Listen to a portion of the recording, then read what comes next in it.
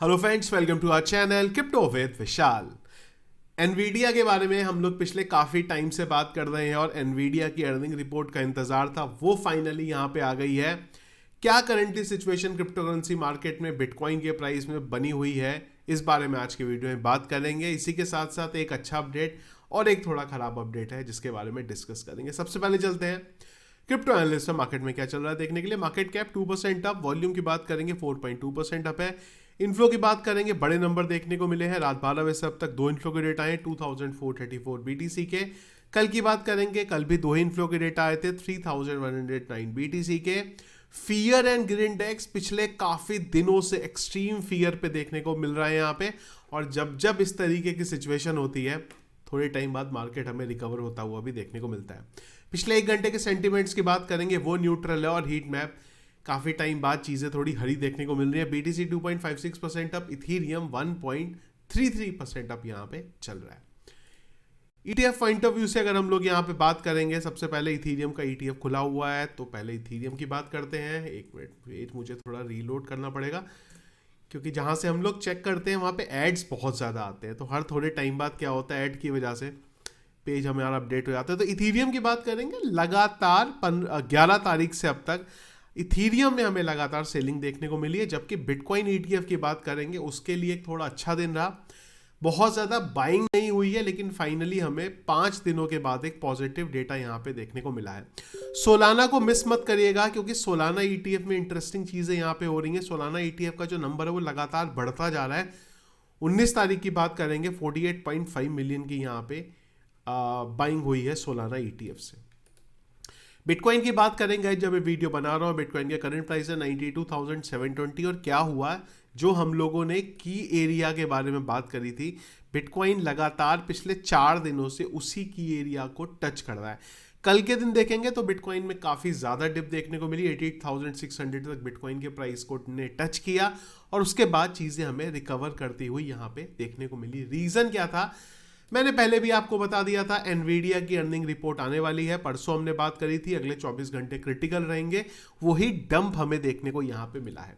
सबसे पहले आपको ये बताता हूँ कि एनवीडिया के सीईओ का मानना है कि जो एआई बबल के बारे में बात हो रही है, ऐसा बिल्कुल भी नहीं है।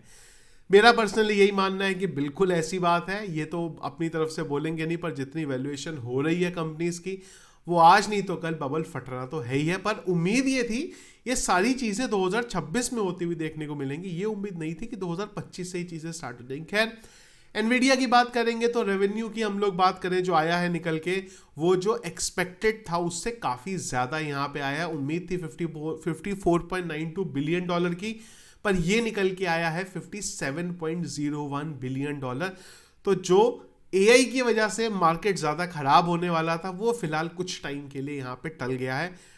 वर्ड्स पे ध्यान दीजिएगा, कुछ टाइम के लिए टल गया है, क्योंकि जो सिचुएशन बनी है वो आने वाले टाइम में हमें चीज़ें एक बार तो होती हुई देखने को मिलेंगी। और उसी का इम्पैक्ट यूएस मार्केट पे भी पॉजिटिव पड़ा, बिटकॉइन के प्राइस पे भी पॉजिटिव पड़ा। कि बिटकॉइन का प्राइस जो नीचे की तरफ जा रहा था, वहाँ पे हमें थोड़ा सा एक डंप के बाद हल्का सा हमें एटलीस्ट स्टेबल होता हुआ देखने को मिला है। यहाँ से उम्मीद है कि अगर ये जो की एरिया है हमारा सपोर्ट बना रहे, तो फिर हमारे लिए ऊपर की तरफ हम लोग जा सकते हैं। पर एनवीडिया की पॉजिटिव अपडेट के बाद भी आइडियली तो बिटकॉइन ऊपर जाना चाहिए था, पर उसका एक और इंपॉर्टेंट और नेगेटिव चीज़ चल रही है यहाँ पे, एफओएमसी की मीटिंग।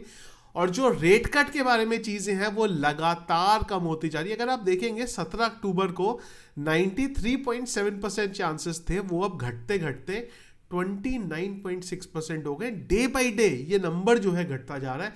इस वजह से उम्मीद ये लगाई जा रही है कि दिसंबर में अब रेट कट होता हुआ हमें देखने को नहीं मिलेगा। इसका इम्पैक्ट फिलहाल मार्केट पे पड़ रहा है। तो अभी के लिए यही थोड़ी नेगेटिव अपडेट है। पर अगर ये इसी हिसाब से चलता रहा, ध्यान दीजिएगा, अगर ये नंबर इसी हिसाब से चलते रहे और दिसंबर में रेट कट हो गया, तो फिर सारी चीजें बदलती हुई देखने को मिल जाएंगी। इसके अलावा मार्केट को लेके कई लोगों के जो सेंटिमेंट है, उसमें एक चीज अपडेट कर रहा हूं आपको। 2017 से अब तक 10 बार ऐसा हुआ है जब बिटकॉइन 25% डाउन हुआ है, 6 बार ऐसा हुआ है जब बिटकॉइन 50% डाउन हुआ है, और 3 बार ऐसा भी हुआ है जब बिटकॉइन 75% तक डाउन हुआ है। तो जो कई लोगों का मानना है कि यहां से जैसे ही बिटकॉइन नीचे आया, बियर रन स्टार्ट हो गया, ये हो गया, वो हो गया, मेरा पर्सनल ओपिनियन जो है वो आपको बता रहा हूँ, ये भी डेटा आपको फिर ध्यान रखनी चाहिए अगर आप बाकी डेटा को यहाँ पे ध्यान रख रहे हो तो। मेरा पर्सनली अभी भी मार्केट के बारे में यही मानना है। हाँ, मार्केट नीचे की तरफ आया है, जो नवंबर में हमें मार्केट से उम्मीद थी वो यहाँ पे नहीं हुआ है, पर इसका मतलब फिलहाल ये बोल देना बहुत जल्दबाजी होगी कि बिटकॉइन बिना 2x बनाए भी अपना ऑल टाइम हाई भी नहीं बनाएगा और बियर रन स्टार्ट हो जाएगा। इथेरियम जैसे प्रोजेक्ट अपना ऑल टाइम हाई इतना एक हल्का सा बनाने के बाद बियर रन स्टार्ट कर देंगे, और ऑल्ट कॉइन्स 3-4 को छोड़ के कोई भी अपना ऑल टाइम हाई नहीं बनाएगा और बियर रन स्टार्ट हो जाएगा। मुझे लगता है ये बोलनी अभी भी बहुत जल्दबाजी हो जाएगी। आने वाले टाइम में खैर हमें समझ में इस बारे में आ ही जाएगा कि कौन सही था और कौन यहाँ पे गलत था। तो ये था इस अपडेट करंटली जो चल रहे हैं क्रिप्टो करेंसी मार्केट में। कुछ अगर इंपॉर्टेंट अपडेट दिन भर था उसको टेलीग्राम या फिर ट्विटर पे डिस्कस करेंगे, दोनों के लिंक आपको कमेंट बॉक्स के पिन पे मिल जाएंगे, वहां से जाके आप ज्वाइन कर सकते हैं। Thank you friends.